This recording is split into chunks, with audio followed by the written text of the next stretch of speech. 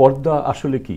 পর্দা বলতে আমরা কি বুঝব? আসলে পর্দা বলতে আমরা যা বুঝি, পর্দা অথবা হিজাব আমরা যদি বলি, এর আবিধানিক অর্থ হলো একটা অন্তরায় বা আবরণ বা আড়াল করা। হ্যাঁ, মানে একটা জিনিস থেকে আর একটা জিনিসের আড়াল করে রাখা।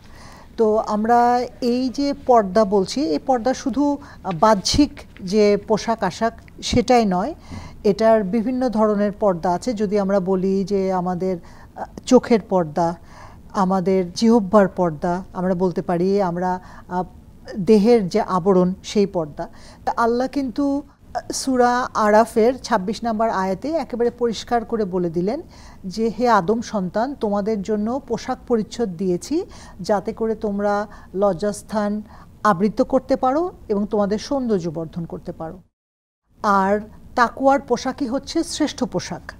তার মানে কি, যে এই যে পোশাকের উদ্দেশ্য, প্রথম হচ্ছে আমাদের শীত বা রোদ এ থেকে আমাদের নিজেদেরকে রক্ষা করা, দ্বিতীয় হচ্ছে আমাদের সৌন্দর্য বর্ধন করা, এবং তৃতীয় এবং প্রধান যেটা কারণ সেটা হচ্ছে আমাদেরকে নিজেদের শালীনতা, নিজেদের দেহকে আবৃত করে রাখা, নিজেদেরকে পরিশুদ্ধ রাখা।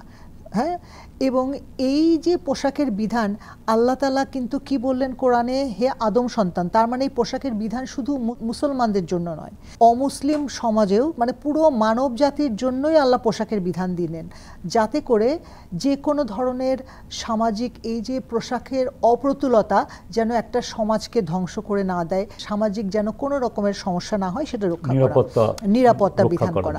আর পোশাকের বিধানের বা পর্দার বিধানের আরেকটা কারণ হচ্ছে নারী এবং পুরুষের চরিত্রকে সংরক্ষণ করা। আমরা যদি বলি, তার মানে নারী এবং পুরুষের অবাধ মেলামেশার ফলে সমাজে যাতে যে সমস্ত অপরাধ সংঘটিত হতে পারে বা যে সমস্ত সমস্যা হতে পারে সেগুলো থেকে রক্ষা করে এই পর্দার বিধান, বা আমরা যদি বলি হিজাব। এবং সেটা শুধু নারীদের জন্য না, কিন্তু ইসলাম কিন্তু নারী এবং পুরুষ উভয়ের জন্যই পর্দার বিধান। রাসূলকে বলছেন যে তুমি মুমিনদেরকে বলে দাও তারা যেন তাদের দৃষ্টি অবনত রাখে এবং তাদের লজ্জাস্থানের হেফাজত করে।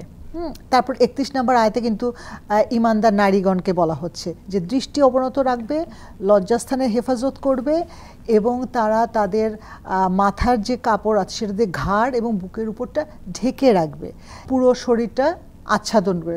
এখন স্বাভাবিকভাবে বের হয় কোন দুটো জায়গা, মুখমণ্ডল এবং হাত, যেটাকে আমরা বলি। তো এই প্রসঙ্গে একটা হাদিস আছে আসমা রাদিয়াল্লাহু আনহা থেকে বর্ণিত। একবার আসমা রাদিয়াল্লাহু আনহা রাসূলের সামনে আসলেন খুবই পাতলা কাপড় পরে, যেটা দিয়ে তার সৌন্দর্য ঢাকছিল না।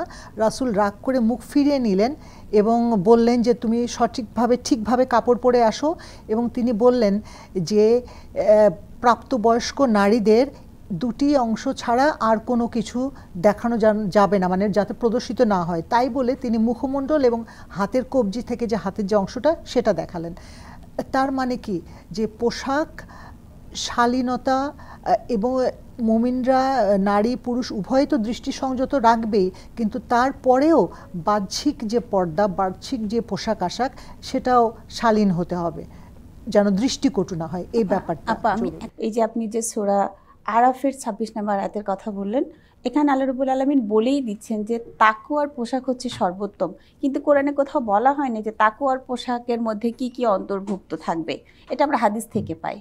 হাদিসে যেটা আসছে যে পোশাকের বৈশিষ্ট্য বর্ণনা করতে যেটা বলা হয়েছে যে এটা এত পাতলা হবে না যাতে শরীরের অঙ্গ প্রত্যঙ্গ দেখা যায়, এত আটসাট হবে না যাতে তার স্ট্রাকচার বোঝা যায়, এবং এতটা ডিসকমফোর্ট হতে হবে না যেটা মানুষের অস্বস্তির কারণ হয়, যে মানুষ অসুস্থ হয়ে যায়। তো এবং সৌন্দর্য বৃদ্ধি করবে, যেটা আল্লাহ বলেছেন, এটা একটা উদ্দেশ্য, এবং লজ্জাস্থানগুলো ঢেকে রাখবে, এটা থাকবে অবশ্যই।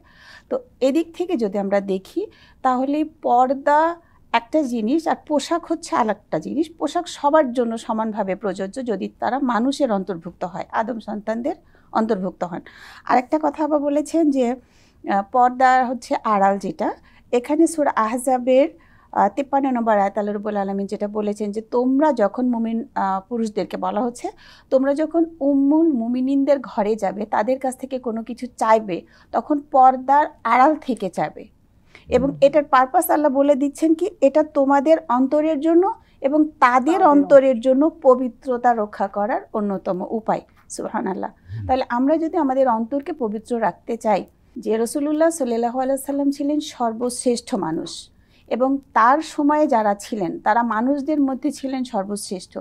এই মানুষদেরকে সম্বোধন করে যদি আল্লাহ এটা বলেন যে তাদের জন্য পর্দার আড়াল থেকে কথা বলা বা কিছু চাওয়া, এটা এই জন্য যে তাতে করে উভয়ের অন্তরের পবিত্রতা রক্ষা পাবে।